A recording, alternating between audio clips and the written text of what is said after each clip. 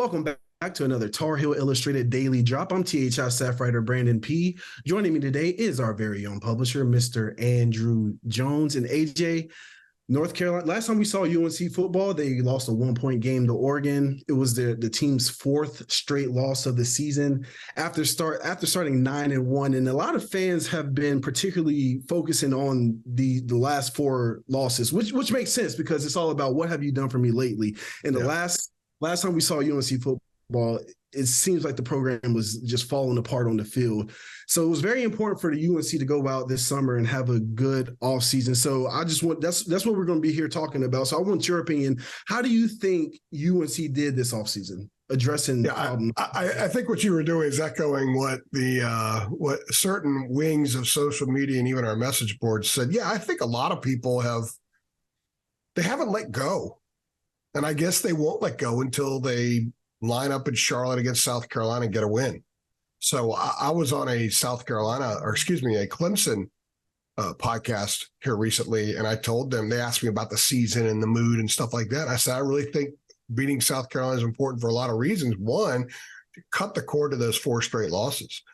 Clearly, North Carolina fans have focused, at least the ones I've interacted with, have focused a lot more on losing four straight to close the season than on the fact that they were 9-1, ranked 13th in the country, and Drake was in the middle of the Heisman conversation, which is all progress for this program.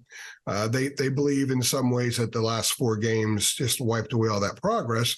However, Mac will tell you, and he doesn't need me to speak for him, but he will tell you they were up, 17-0 against Georgia Tech, and they just kind of took their foot off the pedal and didn't recover. If Josh doesn't drop touchdown pass in the end zone, they find a way to win that game. People forget that it was a close game.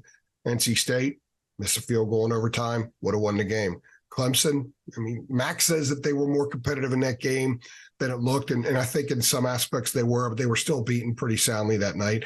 And then Oregon, again, missed field goal. They were down a lot of players, lost by point to a really good team out on the West Coast in the Holiday Bowl, which is a good bowl. So maybe the last four weren't atrocious, but I would say a couple of those losses were inexcusable. And I think that's where the fan base sort of comes from on this. So, it's interesting how people are judging the job that Mac has done as opposed to if somebody else was in there. And a part of it is Mac is a victim of his own success because of where he left the program the first time. And let's face it, go look at Texas the 18 years before Mac got there, look at Texas since. I mean, the man's obviously a Hall of Famer for a reason. So because of that, people expect more. They expect them to do more than they've done, yet there's been an Orange Bowl, there's been a 9-win year, only the second 9-win year in a quarter century since he left. So what kind of offseason did they have, which is sort of the mission of this daily drop here? I think they've had a really good offseason, Brandon. I think they've had a good offseason in a way. People dumping on them so much kind of means that if they show up and play well against South Carolina, win, there's going to be sort of a wow factor with some of the fan base. Oh, okay, that's pretty good. And then they're probably going to lather up the win more than they should because fans tend to do that. But I do think that the way things played out toward the end of the year kind of forced Mac to make some changes that he needed to make. And make some hires with Clyde Christensen coming in as an analyst on offense and Ted Monachino as an analyst on defense. I think that a lot of those moves he made and addressed with the coaching staff element and the brass element were really, really good. And then some of the messages within the program, again, were things learned last year. They should have been more physical against Georgia Tech. They should have been more physical against NC State. Should have been more physical against Clemson, without a doubt. Should have been more physical against Oregon. And they weren't. So the message throughout the offseason has been physicality, violence, and let's shed the soft image. So if all that translates into something that you see on the field, then I would say this has been a great offseason for this program, because I do think the messaging has been at its best this offseason than it has been in any of Mac's previous offseasons since he came back. Let me ask you this, because you mentioned the new coaches and the impact that they could have on the program. The UNC program, they also made some on-field personnel changes. Would you say the on-field personnel changes or the coaching changes they made within the brass is more impactful on which one's more impactful? What you say a good offseason? Well, I'll just address them very quickly. I think Freddie Kitchen, John Lilly did a good job. John Lilly is a good coach, and they have their tight end room is the best position group on the roster right now. It was proven with depth. They got 3 guys who could all play in the NFL. Certainly 2, Bryson Nesbitt, John Copenhaver. Nesbitt gets all the preseason hype for NFL draft next year, but Copenhaver might be the best all-around tight end in that room. And I think he has a great shot at playing. Kamari Morales is a touchdown machine. I mean, he's very productive when he touches the ball, and he's a solid player. So that's a really good room, and John Lilly coached that room up through last season. Now Freddie Kitchens takes over. He was a head coach in the NFL in 2019. He's a guy that's worked with a ton of great quarterbacks, so he's a really good offensive mind. And they have a lot more offensive minds now than they had a year ago. It was Longo doing Longo thing, and Phil Longo was a really good coach. And I did a really good job as coordinator. But in 2021, he got too married to the idea of Sam Howell running the ball, and it hurt. Last year, he started getting a little married to the idea of Drake running. Drake took too many hits, especially on an offense that did not protect him well, especially from the midseason on. And then they kind of narrowed the passing lanes when they uber focused on getting Josh Downs the ball and sometimes getting Antoine Green the ball. It just wasn't spread around as much, and that's why the offense stagnated. You got a lot better minds on offense collectively now with Chip Lindsey, the coordinator, and the quarterback's coach. And you've got Clyde Christensen, who was teaching Tom Brady this time a year ago. So I think offensively, they're going to adjust better as the season goes on. They're going to find the warts and kind of fix them as the season goes on, maybe better than they did before. On the other side of the ball, the big change is Jason Jones coming in as the cornerbacks coach and Dre Bly gone. That was a difficult decision for Mac to make because he has such an affection for Dre. But it was something that needed to happen. In the 4 years that Dre was the cornerbacks coach, Carolina's cornerbacks combined for 8 interceptions. He had more his freshman year by himself. So they had to make a change there. And part of that wasn't entirely on Dre. I think a lot of it was they didn't blitz much. They blitzed a little bit more late last season, but they still didn't blitz much.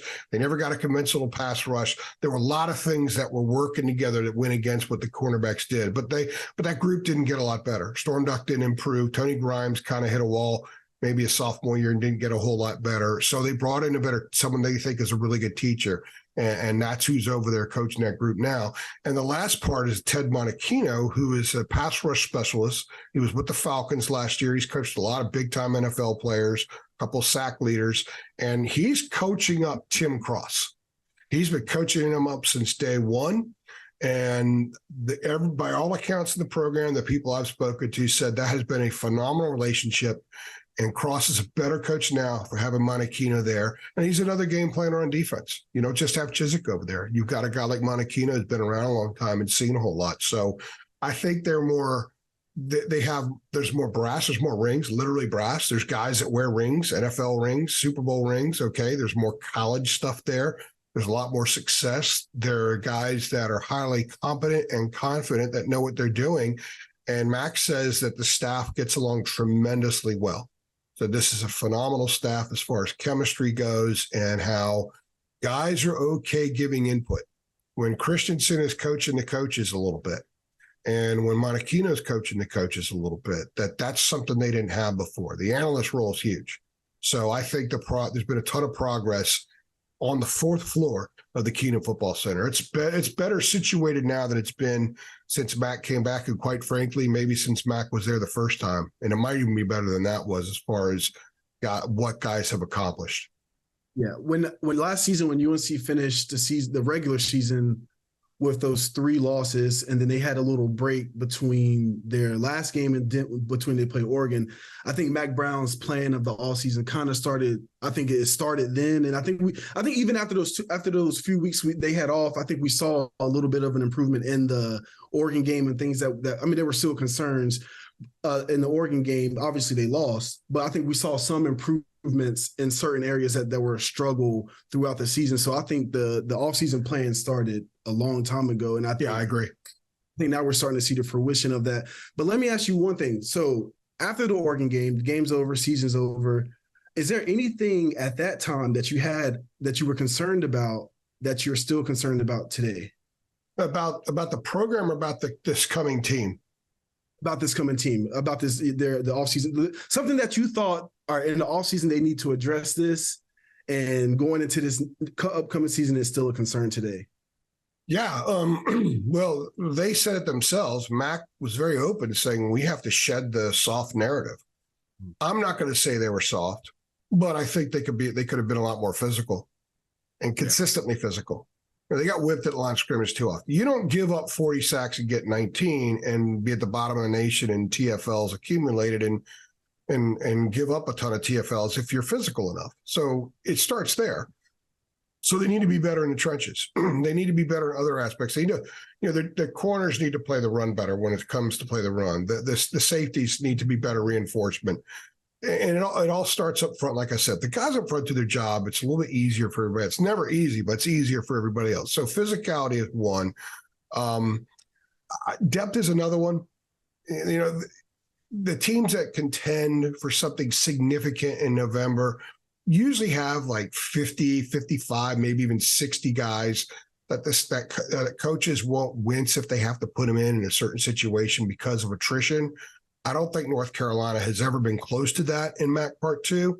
I think they're a little closer now than they were, but a lot of the guys that they would put in those situations still aren't proven. So maybe the coaches wouldn't wince if they have to dig to the 8th or 9th guy on the offensive line. Maybe they wouldn't wince if they have to go into the bench at middle linebacker, but they would be concerned. It would, because they don't know what they would get. So they have a lot of talent that are in positions of depth right now, but they haven't played a lot. This staff has to play the bench more.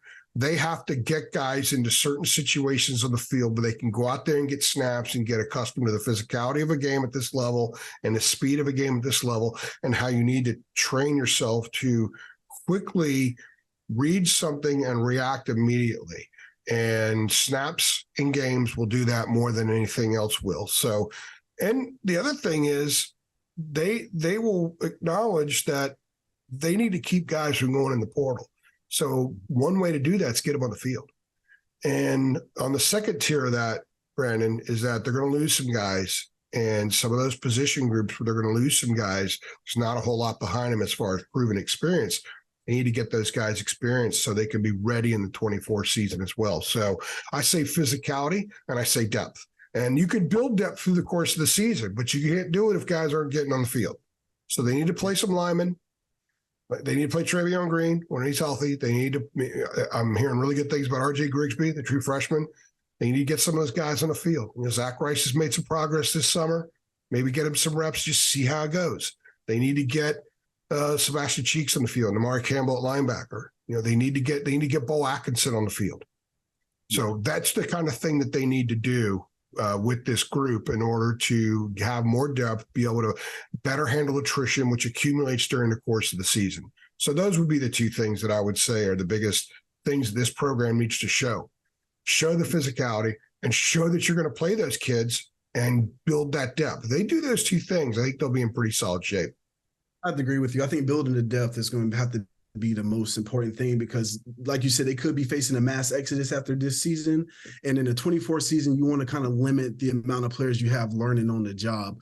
But, AJ, I think that's an excellent place to stop. For Andrew Jones, I'm Brandon Peay. This is TarHeelIllustrated.com. Thank you for watching. Thanks.